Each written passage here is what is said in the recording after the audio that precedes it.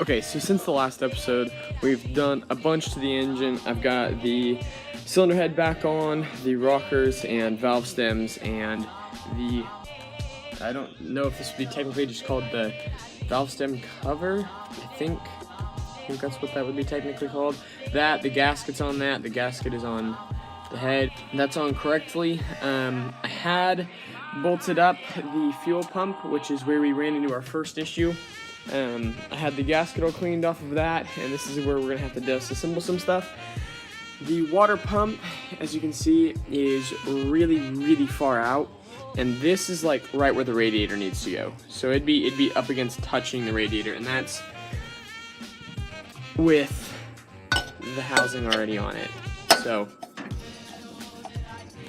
with this, which is lined up, it sticks way too far out, and if we were to take the fan and put the fan on in front of that as well, that's chopping into the radiator. And not only that, but when the fan rotates down, it hits that bottom support for the radiator. So what's gonna have to happen is this is gonna have to come off, and I'm gonna have to order a short piece, which I'm gonna order here pretty soon. So this will be ordered. We're gonna take this off today, put this back to the side, and put the gasket back in the gasket box. A couple parts to assemble on here, which I've got there, and then a few others over there. So let's go.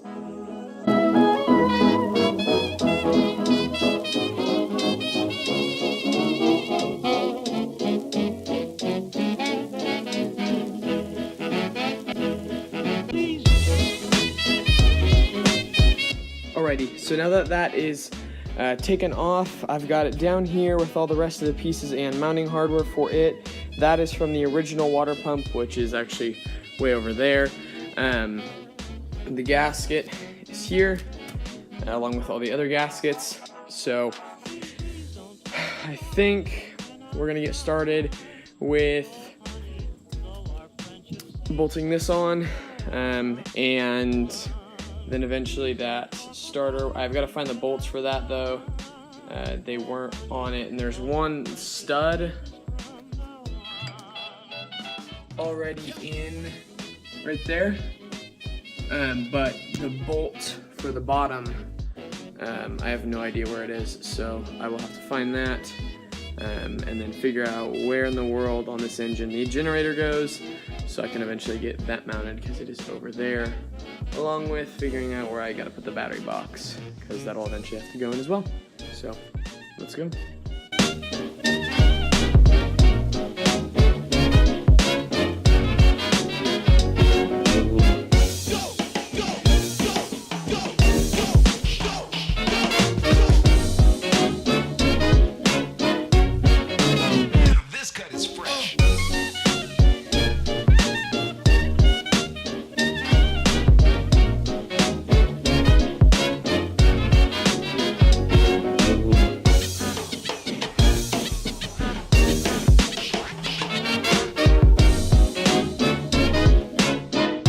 Alright, so now that that's installed, I'm going to go ahead and torque that down really fast. I'm not going to record that because it's just going to take too much hassle to do. Then we're going to move on to the starter, which we've got over there. I made sure by checking the bolt pattern and the way this one's painted versus the other one.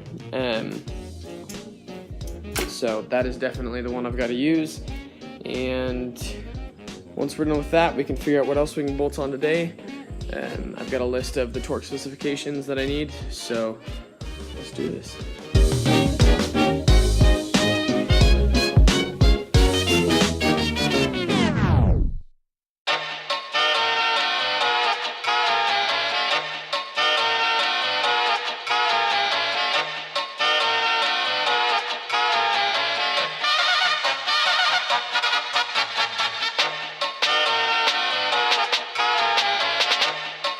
So as I'm out here just kind of test fitting the battery box, I noticed that once it's installed, it installs on this bracket right here, and it goes alongside and down to that mounting point down there. And if you can see, it's not exactly lined up with that bolt hole.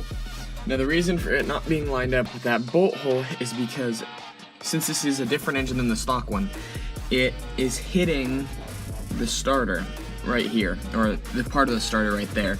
So it's rubbing right up against that lip on the starter. So what I'm gonna have to do is take it out and I'm gonna have to take it out, and I'm gonna have to trim this part of it up here, or build a new bracket. I'd like to be able to get away with trimming it, and I think maybe if I remove these side supports, it might work and might go in, but as of right now, that is kind of one of the least of the concerns is that, so we'll wait to do that. Next thing we can do though is we can go ahead and do those taillights, put the hubcaps on, and maybe be able to get the headers and intake installed, get the carburetor ready to go, and pretty much get this engine ready, paint this, get everything ready except the electrical, fuel, and oil stuff hooked up, and then we'll be really close to being able to start this thing and get it running and back on the road. My goal is to have this finished, or at least the engine finished and running by October, no later than the last Saturday in October. There's one last cruise night, and I would really like to be able to take the car to that. So I'll go ahead and we'll go grab the hubcaps, and then we'll install the blue dot taillights. Alright, I got everything from the basement. I got the two hubcaps that go on the driver's and passenger side for the front, and I went ahead and grabbed the blue dot taillights. The story behind these blue dot taillights is that way back in the early days of hot rodding, before that, if a police officer saw somebody with these, it usually meant that it was either a doctor or a nurse or somebody speeding to a patient or speeding to the hospital or whatever. So the police officer would know not to pull them over if they had these and they were speeding, because they had a purpose for speeding. So the story goes that hot rodders and a bunch of other people started getting a hold of the idea that this would keep them from being pulled over.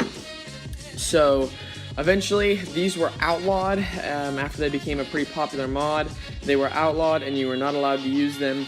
Then once the whole classic car stuff came around, you can have them now on classic cars, but you still can't have them, or I don't believe in most states you can have them on any other car. But it's a pretty cool little piece. The idea is that blue bulb in the middle there will glow with the red when you hit your brake light or your brake, and it will cause the car to give kind of a purplish tint to the rear.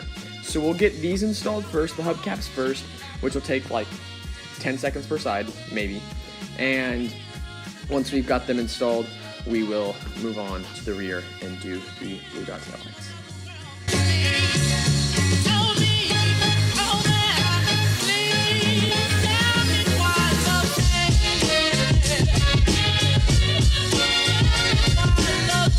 Alright, so those look pretty cool.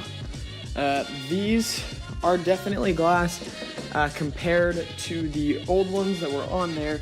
These old ones, as you can kind of hear, they're plastic and they're very kind of, I wouldn't say cheap, but they're definitely of lesser quality, being plastic, not glass. So those are now on. I think they look pretty cool. They give it a unique kind of look for the rear of the car. I like them. Originally I didn't like the look of them, but I think just because of the history of it and where it came from, I think it's a cool little addition onto the car. Same thing, got the front hubcaps installed, so both of them on this side are done. Same with the other two, that one was already on, and this one is now installed as well. They're super easy to put on.